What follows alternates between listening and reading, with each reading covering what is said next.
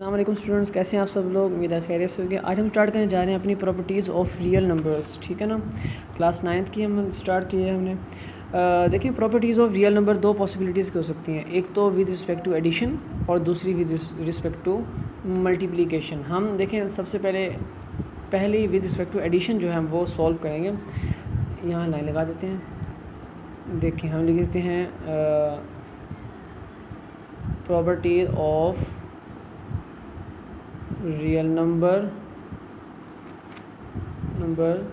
With respect to addition. ठीक है, addition देखें सबसे पहले हमारे पास क्या होती है प्रॉपर्टी ऑफ रियल नंबर। देखिए हमारे पास सबसे पहली है पड़ी closure, CLOSURE, closure property.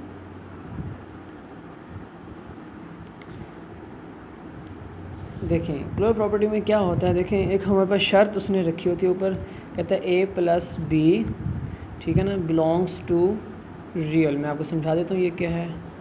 For all A and B belongs to real.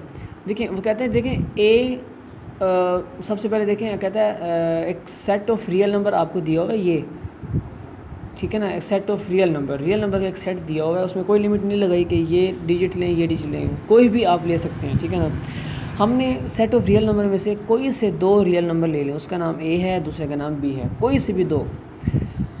ठीक है ना, मिसाल तौर पर देखें एक सेट ऑफ रियल नंबर हम ले रहे हैं 1 2 3 4, ये ऐसे। ठीक है ना, देखें अब हम इसको क्लोयर प्रॉपर्टी कैसे हम प्रूव कर सकते हैं। अगर हम क्या करेंगे, ये सेट ऑफ रियल नंबर है, इसके अंदर से हम कोई से दो रियल नंबर ले लें, मिसाल तौर पर 1 और 3।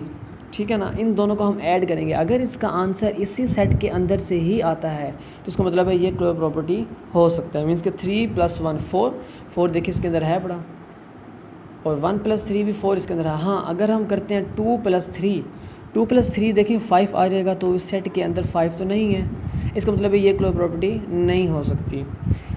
इसी तरह इस पे फोकस करेंगे हम। A+B belong to real, means के कहते हैं A जो लिया B भी लिया हमने सेट ऑफ रियल नंबर में से ही हों। ठीक है ना, उन दोनों को हम ऐड करेंगे, उन दोनों रियल नंबर को। अगर उसका answer set of real number के अंदर से ही कोई डिजिट आता है तो वो क्या होगा, क्लोयर प्रॉपर्टी। ठीक है ना, तो मैंने आपको ये एग्जांपल यहाँ दे दी है। दूसरी हमारे पास क्या होती है, देखिए कम्यूटेटिव प्रॉपर्टी हमारे पास क्या है, कहते हैं एक सेट ऑफ रियल नंबर दिया हुआ, उसके अंदर से हमने कोई से दो रियल नंबर लेने हैं, इसका एक नाम B A और दूसरे का B है। देखिए वो कहता है इन दोनों को आप ऐड करें, ठीक है ना, और फिर इनकी पोजीशंस को उल्टा के ऐड करें। अगर आंसर रियल नंबर ही आता है तो फिर तो ये कम्यूटेटिव प्रॉपर्टी है। मिसाल देखें हम A+B ऐड किया, B+A ऐड किया, दोनों का आंसर सेम आया, लेकिन वो same answer set of real number के अंदर से होना चाहिए। फॉर एग्जांपल ले लेते हैं, देखें एक हमारे पास है जी समझ लें हाँ 8 है, ठीक है ना, और जो दूसरा हम ले लेते हैं वो भी 8 ले लेते हैं, बल्कि 9 ले लें आप। ठीक है, वो दोनों बिलोंग्स करने होने चाहिए सेट ऑफ रियल नंबर के अंदर से। ठीक है ना। अच्छा 8 + 9 कितना होता है, 17, और 9 + 8 भी हमारे पास कितना होता है, 17। इसका मतलब है 17 = 17। आंसर यहाँ भी सेम है और यहाँ भी सेम है। इसका मतलब है ये है तो रियल नंबर ही ना, तो रियल सेट के अंदर से ही है पड़ा। इसका मतलब है ये commutative property with respect to addition है पड़ी। देखिए नेक्स्ट है एसोसिएटिव प्रॉपर्टी हमारे पास है पड़ी। उसमें हमारे पास क्या कहता है, सबसे पहले पॉसिबिलिटीज़ मैं आपको देता हूँ। कहता है फॉर ऑल, जितने भी आप रियल नंबर लेंगे, एसोसिएटिव में हमेशा हम 3 रियल नंबर लेते हैं। देखिए कौन कौन से, पहला A ले लें, दूसरा B और तीसरा C। वो कहता है तीनों के तीनों बिलोंग्स करने चाहिए सेट ऑफ रियल नंबर के अंदर से। ठीक है, तो पॉसिबिलिटीज़ हमारे पास क्या हो सकती हैं इसकी, कि कहता है अगर एक नंबर और कहता है हम अगर पहले दो को जमा करें, ऐड करें, ठीक है ना, उन दोनों के आंसर को फिर हम तीसरे के अंदर ऐड करें। ठीक है, अब इन तीनों का आंसर किसके बराबर होना चाहिए, इसके, जो मैं अब लिख रहा हूँ। देखो क्या कह रहा है, दूसरे और तीसरे को पहले ऐड करें, ठीक है, दूसरे और तीसरे को, ठीक है ना, जो उसका आंसर आएगा फिर उसको किस में ऐड करना है, फर्स्ट में। तो देखिए इन दोनों का आंसर सेम होना चाहिए, और याद रहे ये भी आंसर रियल सेट के अंदर से ही होना चाहिए। अगर नहीं होगा तो ये प्रॉपर्टी नहीं होगी। देखें a plus B plus C is equal to A plus B plus C. अब मैं आपको करके दिखाता हूँ। फॉर एग्ज़ाम्पल देखें, इफ़ पहला हमने 2 लिया, फिर 3 लिया, फिर हमने लिया 4, ठीक है ना। बिलोंग्स को किसको करते हूँ, रियल सेट को। देखिए हम एडिशन करेंगे इसकी, यहाँ रख के, यहाँ 2, ठीक है, यहाँ प्लस 3, ये यहाँ प्लस, हम सी की जगह हमारे पास 4 आ जाएगा, यहाँ 2, यहाँ 3 प्लस 4। देखें 2 प्लस 3 5, 5 4 9, ठीक है, इज इक्वल टू, पहले इन दोनों को ऐड करेंगे, 7 और 2 9। देखें दोनों आगे बराबर, इसका मतलब है ये एसोसिएटिव प्रॉपर्टी है, पर ये होना रियल सेट के अंदर से ही होना डिजिट चाहिए। ये बहुत ख्याल करना आपने।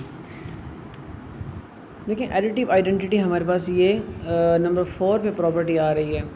एडिटिव आइडेंटिटी कहा असल में जाता है सिर्फ ज़ीरो को, ठीक है ना, ज़ीरो को कहा जाता है एडिटिव आइडेंटिटी। और लिख लेते हैं यहाँ हम, देयर एग्जिस्ट्स a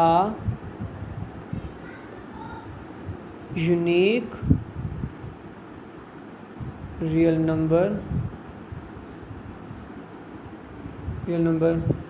0 called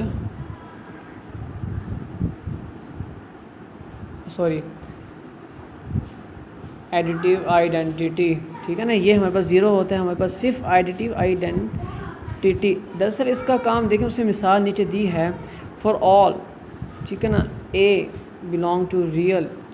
कहता है ऐसा वर्ड लें, ऐसा रियल नंबर लें सेट में से, रियल सेट में से ऐसे एक रियल नंबर लें जिसका नाम ए है।